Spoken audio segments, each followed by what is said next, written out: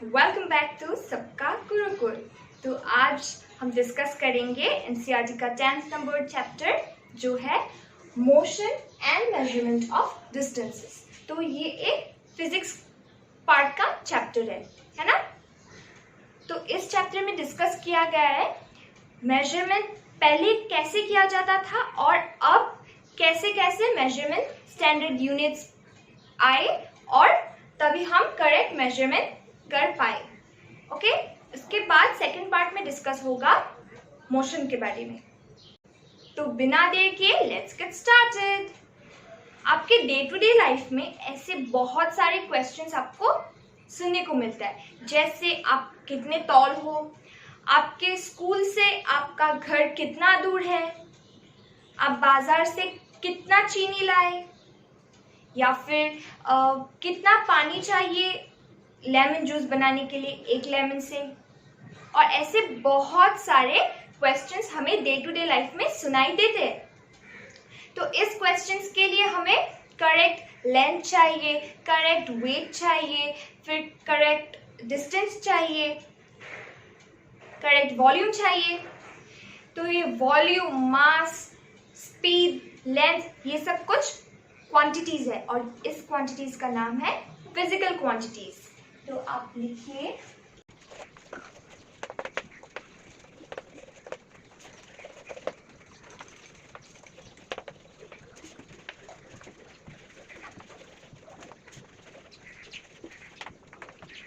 तो ये है quantities such as mass, length, volume, distance, speed etcetera are called physical quantities.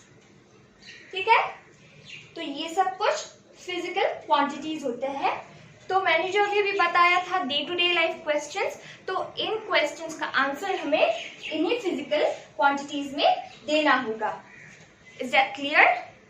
Okay. लेकिन बहुत पहले लोगों को ये सब पता नहीं था। तो अगर पहले लोगों को कुछ मेजर करना होता था तो अलग अलग चीजों से वो मेजर करते थे। जैसे आपके बुक में जो दिया गया है वो टेबल का एग्जाम्पल, तो उस एग्जाम्पल में पहेली और बूझो क्या करते हैं। जैसे कि मान लीजिए ये एक टेबल है,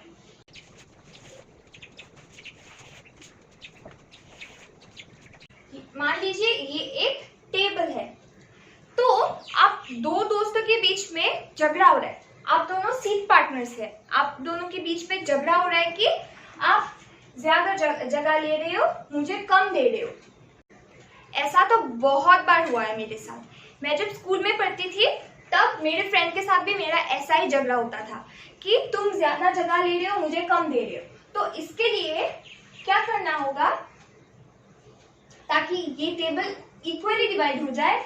अब तो हम क्या करेंगे, हम स्केल लेंगे, स्केल से इसका पूरा हम लेंथ मेजर कर लेंगे और डिवाइडेड बाय 2। सपोज ये हुआ, मान लीजिए ये 80 सेंटीमीटर का है। सपोज हमें पता चल गया कि ये 80 सेंटीमीटर का है, तो हम क्या करेंगे, 80 divided by 2 equal to 40 centimetre. मतलब एक फ्रेंड को 40 सेंटीमीटर जगह मिलेगा, तो वहां पर 40 सेंटीमीटर में हम एक लाइन ड्रॉ कर देंगे और इक्वली डिवाइड हो जाएगा। ये तो अब की बात है ना। पहले लोगों के पास तो ऐसा स्केल या फिर मेजरिंग टेप वगैरह नहीं था, ये नहीं निकला था, तो लोग कैसे मेजर करते थे। आपके बुक में दिया गया है गिल्ली और डंडा। गिल्ली और डंडा तो आप लोगों ने देखा ही होगा, ये है ना। तो पहेली और बूझो ने क्या किया, गिल्ली और डंडा लेकर मेजर किया। ठीक है, तो हमें क्या पता चल गया कि ये पूरा टेबल का लेंथ है 2 गिल्ली और 2 डंडा। ठीक है, सो मान लीजिए कि ये गिल्ली डंडा खो गया, है ना, ये गिल्ली डंडा खो गया। हम नया गिल्ली डंडा खरीद कर लाए। हर गिल्ली और डंडे का तो साइज सेम नहीं होता है। तो हमने जब खो गया, हम जब नया लाए तो हमें क्या पता चला कि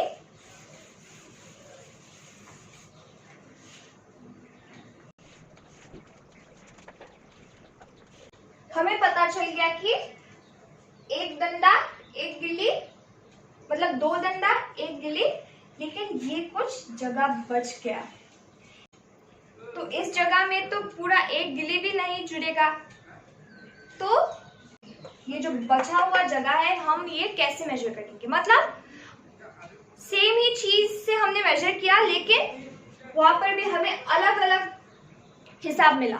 मतलब ये हिसाब वेरी करता है, कुछ फिक्स नहीं होता है। फिक्स हम बता नहीं सकते कि इसमें 2 डंडा और 2 गिल्ली ही जाएगा, अलग भी हो सकता है, क्योंकि यहाँ पर डंडे का साइज और गिल्ली का साइज अलग अलग है। पहले जो था उससे ये अलग है, तो ये इससे हमें करेक्ट मेजर नहीं मिलता है। बुक में और एक दिया गया है कि आप लोगों को स्ट्रिंग लेना होगा, स्ट्रिंग से मेजर किया जा सकता है। स्ट्रिंग अगर हम इक्वल लेंथ का ले बार बार, तो ये पता चल गया, सपोज स्ट्रिंग हमारा एक स्ट्रिंग है इस साइज का, ये आप ले लीजिए स्ट्रिंग, ये एक पूरा स्ट्रिंग का साइज है। फिर दूसरा स्ट्रिंग स्टार्ट होगा यहां से, ठीक है, और ये जगह बच गया। मतलब इसका मतलब क्या है? ये जगह कैसे, ये जगह इससे हाफ दिख रहा है ना, देखिए, तो इस पूरे को हम हाफ में डिवाइड करेंगे, है ना, ये हाफ हो जाएगा। मतलब ये जगह हाफ स्ट्रिंग में कवर होगा, है ना। इसमें हम बता सकते हैं कि 2.5 स्ट्रिंग से ये पूरा टेबल कवर हो जाता है। और अगर कोई दूसरा इंसान भी अगर इसे स्ट्रिंग से मेजर करे, सेम मेजरमेंट लेके, तो मेजरमेंट 2.5 ही निकलेगा। लेकिन अगर किसी ने छोटा बड़ा कर दिया ना इसका साइज, तो स्ट्रिंग का नंबर भी बढ़ जाएगा, है ना। ओके, ये समझ में आ गया आप लोगों को। और कई अलग अलग तरह की भी मेजरमेंट ट्रिक्स होते हैं, जैसे कि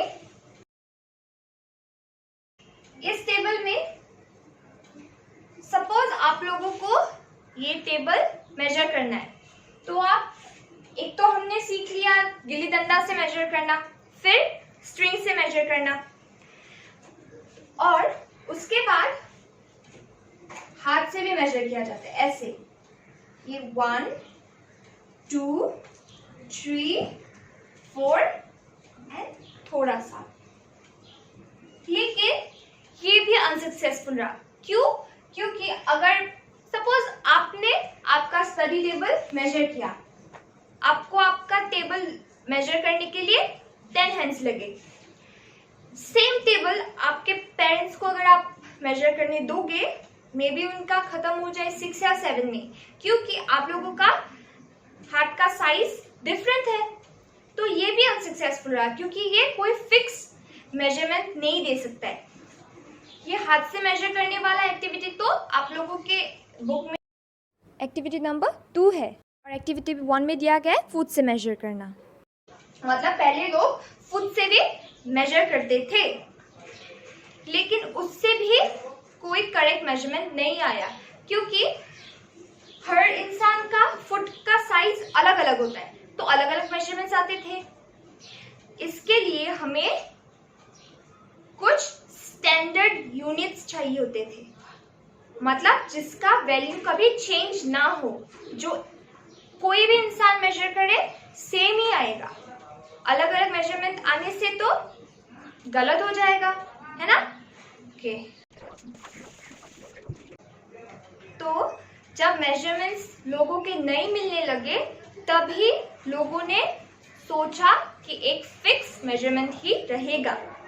तो हमारे पास जो स्केल होता है, मेजरिंग टेप होता है, ये इसका फिक्स मेजरमेंट होता है। आप और आपके फ्रेंड का जो स्केल है, उसका मेजरमेंट अलग अलग नहीं होगा, वो सेम ही रहेगा, है ना। तो लोग सोचने लगे कैसे सेम मेजरमेंट हमें एक चीज के लिए मिल सकता है, और जैसे कि लोगों ने सोचा और हमें मिल गया स्केल, है ना, हमें फिक्स मेजरमेंट्स मिल गए। तो चलिए देखते हैं मेजरमेंट का मीनिंग।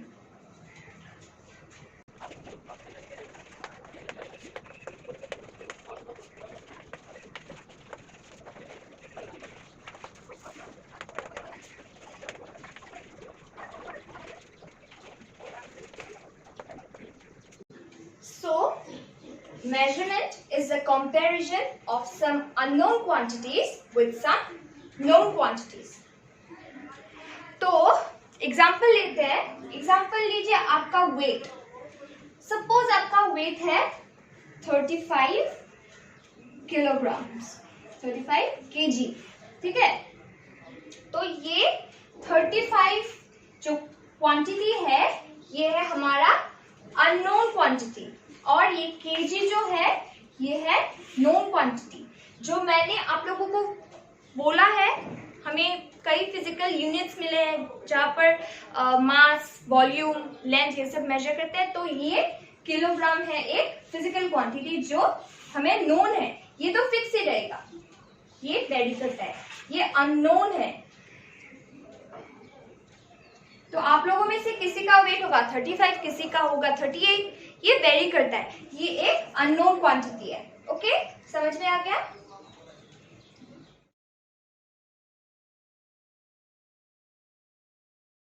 सो ये जो नोन क्वांटिटी है वो है यूनिट.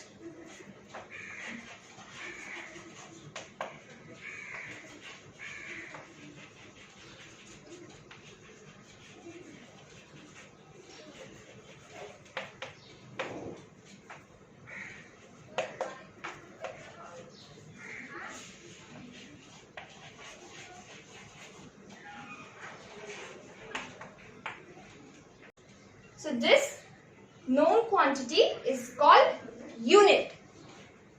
यहाँ पर हमने लिया था जो 35 kg, 35 है unknown quantity और ये kg है known quantity which is unit of physical unit, है ना? Okay. तो आज के लिए इतना ही. मिलते हैं अगले वीडियो में रिमेनिंग टॉपिक्स के साथ. लेकिन जाने से पहले वीडियो को लाइक करना मत भूलना, शेयर करना मत भूलना और चैनल को सब्सक्राइब करना मत भूलना. ओके, आप कर देना ये, उसके बाद आप जा सकते हो. Okay, so good bye.